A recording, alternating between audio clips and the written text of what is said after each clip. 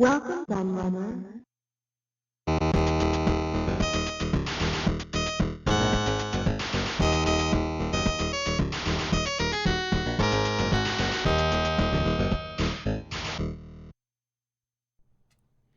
Hello, everybody. Kieran O'K, the Laird here, and I'm back with another book review for you. And there's a little bit of a story behind this one, which I'm sure will probably answer a couple of questions you might have about this book, because you'll see that this is the ultimate guide to games for the ZX Spectrum, 2017 edition, Volume 2. So N to Z, Cyrillic alphabet, facts, and stats. So yeah, this is volume 2, and I don't have volume 1, so you're probably thinking, what's happened to volume 1?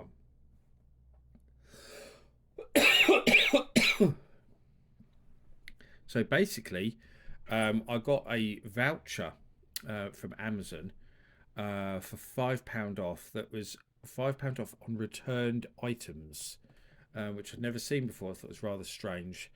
And I thought, well, let's have a look and use it. And I did a search for gaming books in the specific returned items category that's on Amazon, which I never even knew that category existed.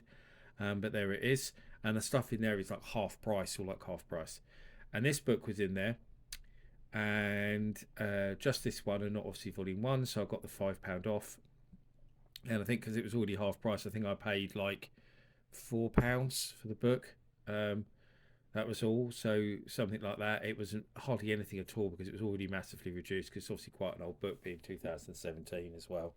So yeah, 5 years old. But yeah, I got it for such a cheap price that I thought I'd pick it up. Even though I don't have the first one, I thought, well, then if it's any good, I will go and buy the first one. So as you might be able to see, it was a returned item, and I assume it was returned because obviously there's something wrong with it. And what was wrong with it is the cover at the top is very bent. I've tried to bend it back into place as well as I can, but it's very bent. It was actually completely bent over and ripped, and there's also some fraying, some print off marks from ink, not print, down the sides here as well. There's also a bit of damage on the spine.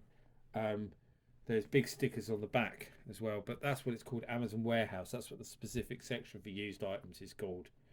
So it's by someone called Andrew Green. I just want to say, as I'll turn it over, not to be confused with Andy Green, who did the brilliant book about loading screens that I've looked at on the channel. That's not the same person. So that's Andy Green. This is Andrew Green. If you did wonder, if you've seen that book and you're aware of it, that loading screens book is just fantastic.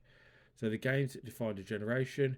Released in 1982, the Sinclair ZX Spectrum was the computer of choice for millions of people, not only in the UK but all around the world. Spectrum is compact, easy to use, and affordable. The games available for the Spectrum were many and varied. This guide brings together over 15,000 games released for the Spectrum between 1982 and 2016. This bit's really hard to read. Um, the black on the dark blue is not good. From classic commercial releases to modern day games. And then I can't read all of that because of the stickers. An updated version of the guide, and then something else which I can't read. So let's just address one point: the fact this bloody thing is massive, as you can see. This is huge. It's a bit like Sean McClure's books that I've also looked at on the channel, um, where he's actually done his own guides that cover the pretty much the life of the Spectrum.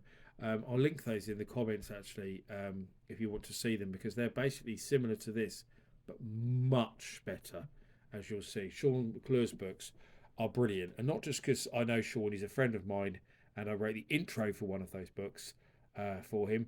It's the fact the books in themselves are just so good. He covers everything so well, and he gives really detailed descriptions of all the games, and um, he got lots of people to proof check them and fact check them and stuff as well. Lots of different people, he put interviews in them as well, which help bring them to life a bit more because they're black and white books. With the interviews, you've got some really, really good ones.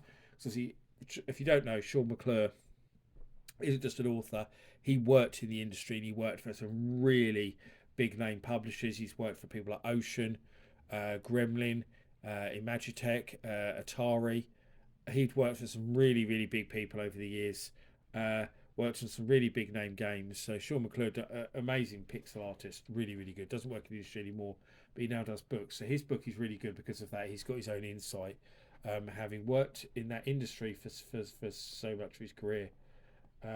So yeah, so we'll open it. I'm not going to go through the whole book, obviously, because it's just so blooming big, but you'll get a flavour of it pretty quickly. So there's our intro, which actually more is about how the games are ranked and what each bits of his guide mean, but you'll work it out pretty quickly. So there's some other stuff, contents, and then it goes into the games. There's some odd printing errors here because it looks like the part of that contents is missing. And then we've got a number 6 in the middle of a page. Then go to 7. Now you'll see the games listed like this. So they have a screenshot. Some of them have a description, a very, very brief description of the game, and some other information. So, for example, Nanas, which I'm familiar with because I actually reviewed that in my own ZX Spectrum book, which I've got a new version of coming out very soon, probably about the time that this video hits, actually. So this is catch the bananas dropped by the monkey at the top of the screen, but avoid the banana skins and coconuts. It plays a bit like Atridge's Kaboom. A very simplistic game with limited appeal and little to recommend it. I didn't think it was that great either. And with this one, he's given a little quote from Crash. Pretty fun to play for a short while, Crash. Crash gave it 52. Home Computer Weekly gave it 4 out of 5. Your Spectrum gave it 17 out of 30. So with that one, he's listed the reviews, but not all the games have that. So, for example, some of the more obscure stuff, especially the foreign games like that, will just have a screenshot and a very, very brief description of what they are. So, yeah. So they're all like that, really. It's all in black and white. So, yeah, I mean, you could see some of the more damage to the book there, actually, at the top. So it's obviously very comprehensive in terms of it covering every game, getting screenshots in. It must have taken a long time to put together. But what lets it down compared to Sean McClure's books is that everything is so brief. So some of the games have such small descriptions that, yeah, you don't really get a feel for much for the games because it's all in black and white and the screenshots are so small. You can't really see much about them. So you would literally have to go and then cross-reference them with other places to get an idea of the game and what it's about. So yeah, and because it's all very, very small text, it's very hard to read. So unless you've got very good eyesight, thankfully I do. I have 20/20 vision, but if you haven't got great eyesight, you're going to really struggle to read anything in this book. I mean, look at that Paperboy there review, which I've given a bit more space to, a big name game like Paperboy. But that's so hard to read. I have to get it so close up even to read it myself. And I just think you're going to get very bored of this. I don't think it's a book you're going to sit down and read because it's more like a list than a book. I think he's tried to kind of get as much content in as possible. But he would have better off giving more space, I think, to each game, better descriptions, and yeah, and I don't think the statues in black and white is so much a problem because a book like this you can't really go colour because the cost of it would just be too high. But it's just the text is so tiny that it's just so difficult to read. I mean, it's not a bad book. I mean, what's there is he's quite well written. Like I say, there's plenty of information. I actually think he shouldn't have included homebrew. I think he should have just stuck to commercial games because then, like Sean didn't cover homebrew. He just covered all the commercial games because it would have given more space for the games to be covered. I mean, Rampage, they're obviously another big name release, but you've only got 4 lines of text about that, or Rambo 3 again. So similar, he's got such small amounts of text for all of these games.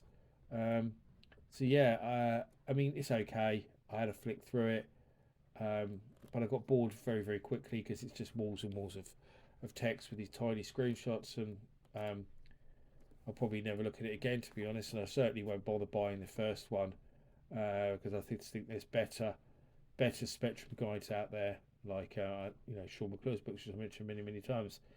I mean, this bit at the back here, as you can see, I'll just find the start of it, which is compilations, cover tapes, electronic and tape magazines, and typing listings. This has even covered them, and it's just like, just lists and lists and lists and lists and lists. It's just, completely pointless, really. I don't think that needed to be in there. gains in most awards, excluding re-releases. That's quite nice, I suppose. But again, I just don't think it needed to be in there. I think he's given up space to things that didn't really need to be in there. Popular Computing Weekly top 10 charts. So yeah, he's put the All Sinclair official top 100 games of all time. Again, nice to see in there, but was it really needed? And the same as Crash, he's done at the People's Decide chart. Your Sinclair did, so lots of stuff like that at the back. But yeah, I mean, as I say, it's an okay book, but I don't think it's going to really appeal to a lot of people because it's not great to look at. It's very hard to read, and it's such a big, hefty thing as well. It's just very, very, very awkward indeed to even sit and look through because it's so massive. It didn't really would have been better off like breaking it down into more volumes. But there we go. That's my review of an ultimate guide to games for the ZX Spectrum, volume 2. I hope you enjoyed the video anyway, even if there wasn't that much to look at in this one because there's just lots of black and white text. But anyway, thanks for watching as always. I've been Laird, and I'll see you all again for another video very soon. Bye bye.